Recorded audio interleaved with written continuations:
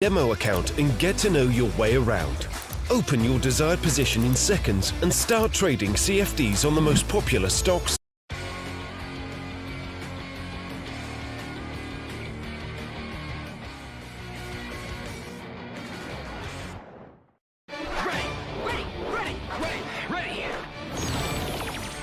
Here, we analyze the intricacies of the morph sequence and what gave them the flair that we remember Power Rangers for. Today we're diving into Dino Thunder, highlighting the details you might have missed in this 8-second morphing sequence. I've grown up with Dino Thunder more than any other series, so needless to say I've studied it front and back, and it's actually a bit more involved than you might have thought. Look, there's a light, there's like a really bright light, and it's like getting closer to me. Oh, alright, so let's just get started. That's the part I'm looking forward to. You guys ready? Oh yeah.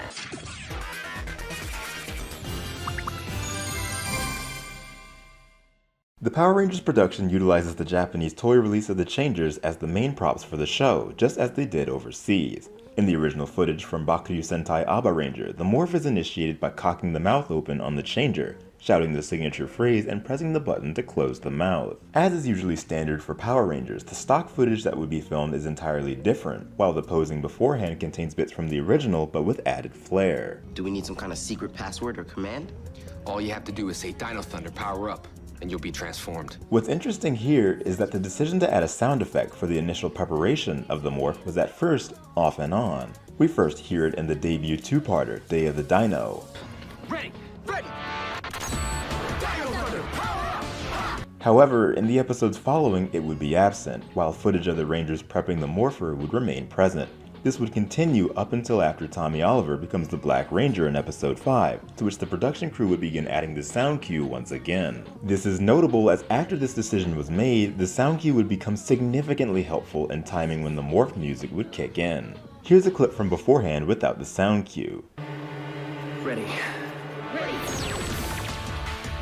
Dino Thunder, power up! Ready. Ready. Dino Thunder, power up! And here's a couple clips from after. Ready! Ready! Dino Thunder, power up! You guys ready? Ready. Dino Thunder, power up! Ready. Ready! Dino Thunder, power up! It's something that adds energy and a strong example of how even just a small soundbite can make a difference. In fact, sound design is key in Dino Thunder. Ever notice how each Dinozord has their own specific cry? Take a listen.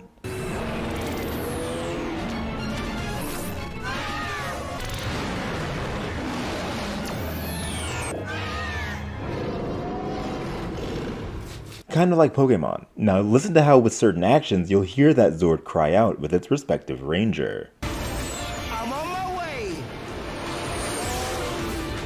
Ready? Ready.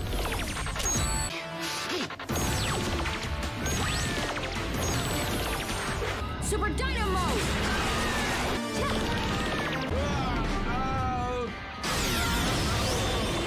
All right. Disney knew just how much identity was given with things of this nature. The show is very, very polished.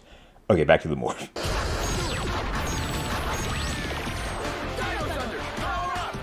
Unlike Ninja Storm, the Ranger actors are now wearing a glowing white suit. This makes it to where no matter what the Ranger was wearing before suiting up, there will be little to no discrepancy in the transition. As the Rangers backflip through the air, the suit pieces onto them in fragments before they land, striking a pose that resembles the body of their designated Dinozord.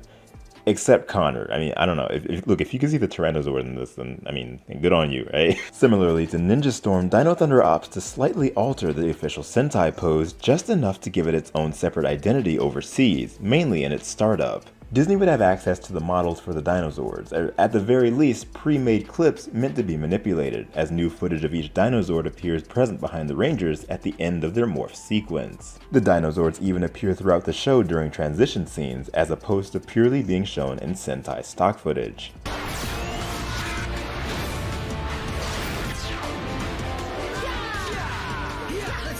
The detail put into the morph sequence is so inspired. There's something hiding inside that is genuinely blink and you miss it. At different instances, you'll see a pattern flash on the screen. such as when the Dino Thunder emblem appears on the Ranger's chest or the helmet is being formed. This pattern is the same pattern found on different body parts of every Dinozord, as well as Dino Thunder branding and merchandise. It's kinda neat. Contrary to much recent seasons of the show, Dino Thunder would even keep the visuals of its morph intact when doing specialized morph sequences in different episodes. For instance, when Connor is falling off a cliff and morphs at the last second, his suit pieces together, just like in the morph sequence. Dr. O morphs while jumping off a structure and it pieces together. Even when they power down, the suit breaks apart in fragments. Little things like that are very much welcomed.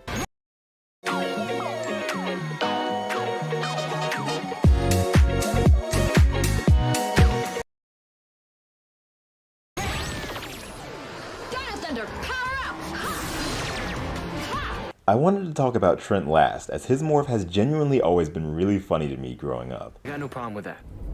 White Ranger, Dino Power.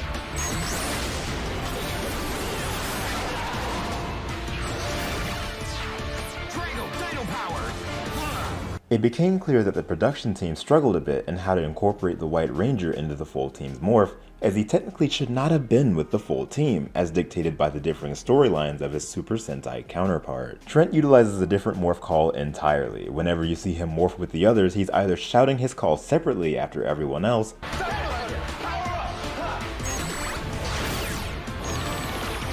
White Ranger, Dino Power. Ready. Dino Thunder, power up! White Ranger, Dino Power. Dino Power.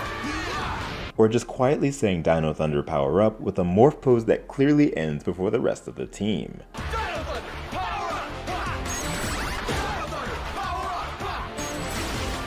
And it remains this way for the entire show. It's actually kinda jarring, as it continued all the way into the team-up episodes with Power Rangers SPD. Ready.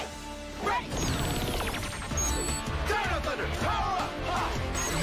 It's never explicitly mentioned in Dino Thunder why the White Ranger's design strays from the other Rangers, but generally assumed it being because he's evil at first. This being the case, he doesn't feature an emblem on his chest, but rather a symbol on his belt. This symbol is shown during the morph sequence splitting in half, as it's meant to resemble a Dinozord egg, the same egg that the Dragozord hatched out of. He spins into the air and lands, striking a pose reminiscent of the Dragozord. I think it's very fitting the difference highlighted between the White Ranger and the rest of the team. With the Dino morphers all being made by Tommy and Haley, the Rangers morph in what looks to be some sort of molten cave or volcano. With the Drago morpher created by Mesogog's forces, the White Ranger is the complete opposite, morphing in some sort of icy glacier or cold atmosphere. Sometime after Trent joins the team, the morph theme would gain added instruments on special occasions, adding to the triumphant and important nature of the situation.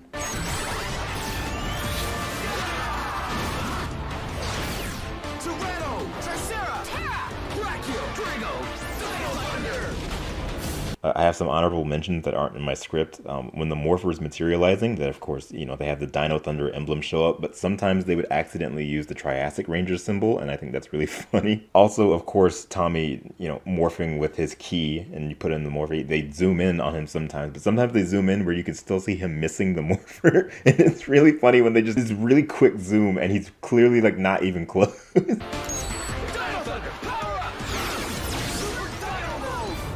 The morph from Dino Thunder is iconic for a variety of reasons. It perfectly matches the energy of the series, pairs beautifully with the music, and creates a spectacle befitting of Power Rangers. Dino Thunder remains a fan favorite across the world and one forever dear to my heart.